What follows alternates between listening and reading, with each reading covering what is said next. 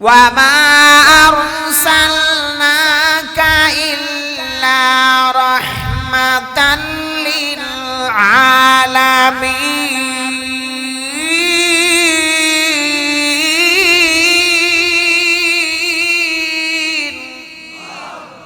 এটা আপনার আমার রহমতের নবীর মুজিজা বাবা, যার কারণে কূপের পানি আল্লাহ ওই পর্যন্ত উঠাইয়া দিয়েছেন। আর এবারে মহিলারা বলতো, আমিনা তুমি যাইও না, তোমার পানি আমরা নিয়ে দিব, এই জায়গায় একটু দাঁড়ায়া থাকো, আমরা পানি নিয়ে নেই। এ বাবা বিশাল বড় লম্বা কথা, ওদিক আমি যাব না। মালিক ইবনে দিনার রহমাতুল্লাহ আলাইহি বাবা এবার ওই জায়গায় বইয়া কয়, আল্লাহ এটা কেমন করে হলো? এই জায়গার মধ্যে এই হরিণে পানি পান করলো, কূপের মধ্যে চলে আসলো, আর আমরা পানি পান করলাম কিন্তু বালতি দিয়া।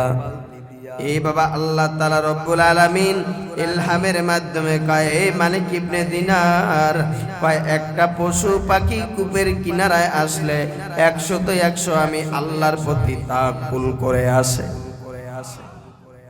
ওরা যখন সকালবেলা ঘর থেকে বের হয় তখন ওরা বলে, রে মালিক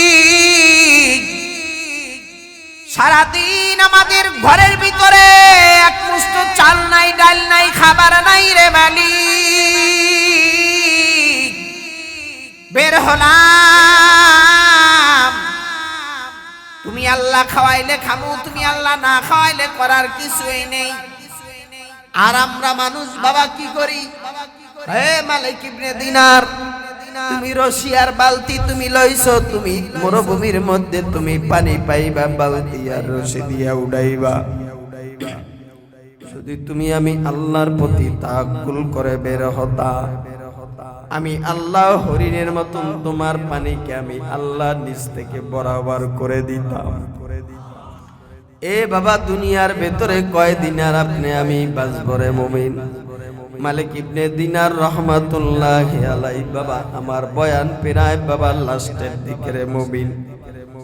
1 ঘন্টা 1.25 ঘন্টার বেশি বয়ান বাবা কোনো জায়গায় করি না, কিন্তু আপনাদের আগ্রহ দেখে একটু আমি সামনে বাড়াচ্ছি রে মুমিন। কষ্ট হইব? আল্লাহর বান্দাটায় মালিক ইবনে দিনার বলে কয়, আমি যাই ওই বান্দাটার কাছে যাব। খানায় কাবার কিনারায় গিয়া বলে, বাইরে মোহাম্মদ বিন হারুন রে তোমরা চেনো নেই? কয় চিনি। কয় ওই লোকটা তো 40 বছর পর্যন্ত এই জায়গায় জামাতে নামাজ পড়ে, সর্বক্ষণ ইবাদতে কাটায়, 5 দিন ছাড়া বাকি বছর বইরা আল্লাহর বান্দাটায় রোজা রাখে। তাই নি? কয় জি।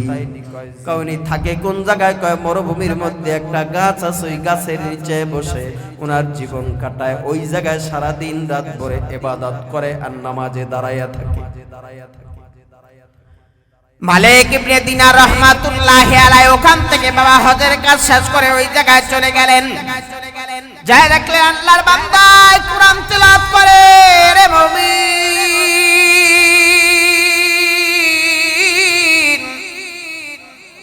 আল্লাহর কালাম তেলাওয়াত করতেছে, গিয়ে সালাম দিলেন, আসসালামু আলাইকুম ওয়া রাহমাতুল্লাহ। এবার উনি সালামের জবাব দিলেন, কোরআনটা বন্ধ করে দিলেন। এবার মালিক ইবনে দিনার আল্লাহর বান্দার চেহারার দিকে তাকাইয়া দেখতেছে, বাবা তার চেহারার মধ্যে থেকে নূরের তাজাল্লি বের হয়, আর তার জবান দিয়ে এত সুন্দর মেশক আম্বরের ঘ্রাণ রে মুমিন। আল্লাহর বান্দারায় তাকায়া বলে, এই বান্দারার হজ কেন আল্লাহ 40 বছরে কবুল করে না? এ আল্লাহ আমি তো জানি না কেন আল্লাহর বান্দারা 40 বছরে হজ কবুল হয় না, কেন কোন ইবাদত কবুল নাই। এবার বলে, আল্লাহর বান্দা আপনার পরিচয়টা কি? কয় আমার নাম হইলো মালিক ইবনে দিনার। কয় আপনার পরিচয়? আমার নাম হইলো মুহাম্মদ বিন হারুন। কয় আমি কেন আপনি আমার কিনারায় আসলেন? আমি আসছি আপনার একটা দুঃসংবাদ দেওয়ার জন্য। কয় আল্লাহর ওলি আপনি এরকম দুঃসংবাদ দেওয়ার জন্য আসছেন?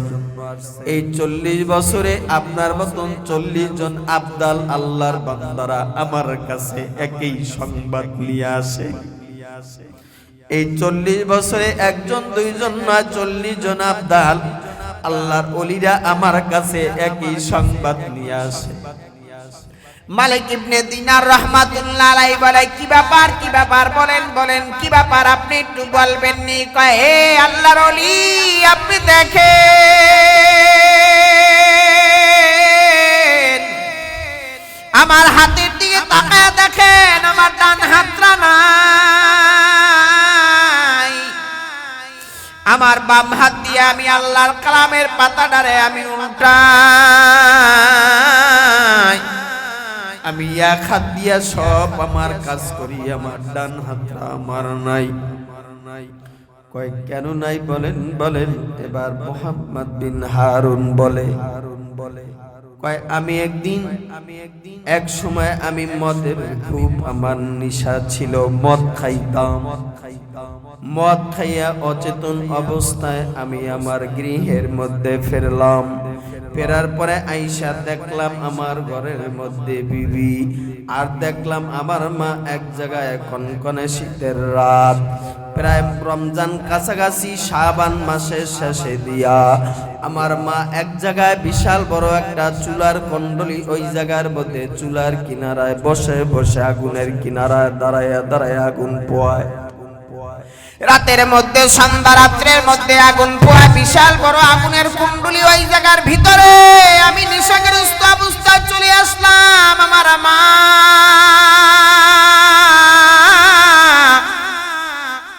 ডাক দিয়া বলল, রে হারুন, সামনে রমজান আসতেছে, কত মায়ের সন্তানেরা রমজানের প্রস্তুতি নাই, কত মায়ের সন্তানেরা রমজানের প্রস্তুতি নাই, আর তুই মদ খাইয়া তুই আসছিস, তোর মতন সন্তান না থাইকা মারা যাও ভালো ছিল, তোরে আমি পেটে ধারণ করছি বড় কষ্ট করে, তোরে আমি আমার পেটের মধ্যে রাখলাম, প্রস্রাব পায়খানা সব আমি যাতনা সহ্য করলাম। এই কথা বলার পরে আমার মেজাজটা গরম হয়ে গেছে। মেজাজটা গরম হয়ে যাওয়ার পর মারে আমি একটা ধমক দিলাম, মা আমার শোনে না। মা আমার বলে, নেশা খাই আইসোস, তারপরও আমি মারে আবার ধমক দেস। এই কথা বলতে না বলতে আমার মারে আমি ধইরা আমার হাত ধরে একটা ধাক্কা দিয়া আমি ফেলে দিলাম। মা জননী আমার উইটা দাঁড়াইলেন, কোনো কথা বলে নাই। তারপরে আমার মায়ের আমি হাত দ্বারা ধরে ধাক্কাইতে আমার মায়েরে আমি আগুনের চুলার মধ্যে আমি ধাক্কা দিয়া আমার মায়েরে ওই জায়গার মধ্যে আমি ফেলে দিয়া চলে গেলাম। ঘরের মধ্যে রাত্রবেলা যাওয়ার পরে গিয়া দরজারা নক করলাম, বিবি আমার দৌড় পেরা আয়া দেখে আমার শাশুড়ি নাই। চুলার মধ্যে পুইরা তার শাশুড়ি শেষ হইয়া গেছে, স্বামীরে তালাটা মাইরা ঘরের মধ্যে বের হয়ে গেছে। সকালবেলা যখন স্বাভাবিক হয়েছে, স্বাভাবিক হওয়ার পরে এবার বাবা ওই মুহাম্মদ বিন হারুনকে তার স্ত্রী বলে, এ স্বামী, কত বড় একটা অন্যায় করেছো তুমি, তোমার মাকে হত্যা করেছো, তোমার মাকে আগুনের মধ্যে ফেলে দিয়েছো। উনার জ্ঞানটা ফিরে আসছে, কই আমার মা কই? এ বাবা তোর পাইরা গেলেন, গিয়া দেখতেন মা চুলার মধ্যে পুরে সারখান। তখন মুহাম্মদ বিন হারুন চলে আসছে, আয়া ওনার স্ত্রীরে কয়, স্ত্রী কি করা যায়? কয় না, যে মাকে তুমি নেশা অবস্থায় মারতে পারো, তোমার ভাত আমি খাবো না, আমি চলে যাব। মারে হত্যা করতে পারো, মায়ের পায়ের নিচে তোমার জান্নাত। আমার নবী বলেছেন, আল জান্নাতু তাহতা কদামিল উম্মাহাত, মায়ের পায়ের নিচে হলো বাবা সন্তানের জান্নাত। ওয়াকাদা রাব্বুকা আল্লা তা'বুদু ইল্লা ইয়্যাহু ওয়া বিল ওয়ালিদাইনি ইহসানা। নবীজি আবার অন্য হাদিসে বলেন, রিদার রব্বি ফি রিদাল ওয়ালিদি সাকাতুর রব্বি ফি সাকাতুল ওয়ালিদি। কয় বাবা মায়ের সন্তুষ্টিতে আল্লাহ রাজি হয়, বাবা মা অসন্তুষ্ট হইলে আল্লাহ নারাজ হয়ে যায়। মুহাম্মদ বিন হারুন এবার ডাক দিয়া বলতেছে, মালিক ইবনে দিনার আপনারে বলি, যখন আমার জ্ঞানটা ফিরে আসছে তখন আমি মার জন্য চিৎকার, ওই জায়গার মধ্যে বসেই আমি আল্লাহর কাছে বলেছি, ইয়া আইয়ুহাল্লাযীনা আমানু তুবু ইলাল্লাহি তাওবাতান নাসুহা। এরে মালিক, তওবা করে নিয়েছি, আর জীবনে কোনোদিন গুনাহ করব না, মদ খাইব না রে মালিক। এই তওবা করার পরে আমি যখন ওখান থেকে তওবা করে বের হয়ে গেলাম, যাওয়ার পরে যখন আমি আমার মায়ের এই হাত দ্বারা আমি মারলাম, আমি নিজে নিজে বইসা এই হাতের দিকে আমি যখন তাকাই তখন আমার মার কথা মনে পড়ে বারবার। আমি আমার বাম হাত দিয়ে একটা কুড়াল হাতের মধ্যে নিয়ে আমার এই হাতের উপরে কোপ দিয়ে আমি কাটলাম আর বললাম, হাত রে তুই হাত দ্বারা আমার মায়ের ধাক্কাইয়া ধাক্কাইয়া আগুনের মধ্যে ফালাইয়া জ্বালাইছিস। আমার মায়ের দুই হাত দিয়া ধাক্কাইয়া ধাক্কাইয়া আগুনের মধ্যে ফালাইয়া জ্বালাইছস। হে আল্লাহর ওলি মালিক ইবনে দিনার, তাকায়া দেখেন আমি আমার হাতটা কাটছি, তারপরও আমার আল্লাহ আমার হজ কবুল করে না। ৮,০০০ স্বর্ণ মুদ্রা ছিল আমার, আমি অনেক ধনাঢ্য লোক ছিলাম, সব আমি আমার মার নামে দান করে দিয়েছি। তারপরও আমার মাওলায় আমার ৪০ বছরের মধ্যে হজ কবুল করে না, আর কোনো দোয়াও কবুল করে না। আল্লাহর ওলি দেখেন আমার জন্য একটু আল্লাহর কাছে দোয়া করেন। মালিক ইবনে দিনার ডাক দেয়া বলে, নাফরমান এত বড় অন্যায় করেছি, সেটা আল্লাহ কি ক্ষমা করবে রে মুমিন? রাত্র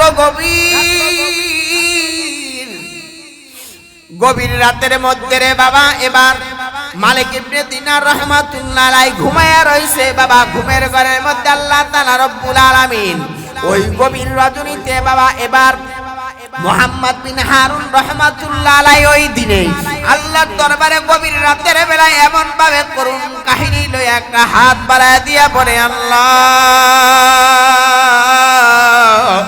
তুমি বলেছো তোমার রহমতের চাইতে বেশি গুনাহ বান্দায় করে নাই, লা তাকনাতু মির রাহমাতিল্লাহ, নাদারিম হে সে গুনাহ তো জাহেরা, নাদারিম হে সে গুনাহ তো জাহেরা, বাজু লা তাকনাতু মির রাহমাতিল্লাহ। জোরে চিল্লা বলেন আল্লাহু আকবার। এ মালিক, আমি জানি তোমার রহমতের চাইতে বেশি গুনাহ আমি করি নাই, তুমি আমারে ক্ষমা করে দাও। রাত্র গভীর, এই গভীর রাত্রে বাবা মালিক ইবনে দিনার আল্লাহ তাআলা রব্বুল আলামিন ইলহামের মাধ্যমে কয়, এ মালিক ইবনে দিনার, ও তুই মাফ কর দেখি আল্লাহর বান্দায় মুহাম্মদ বিন হারুন আজকে যে আমার দরবারে তওবা করেছে, আমি আল্লাহ ওর জীবনের সব গুনাহ মাফ করে দিয়েছি। এ বাবা তওবা করলে আল্লাহ তাআলা গুনাহ মাফ করে দেয়। এ বাবা দানের মাধ্যমে আল্লাহ তাআলা গুনাহ মাফ করে দেয়। ঠিক কিনা ভুল? জোরে চিল্লা বলেন।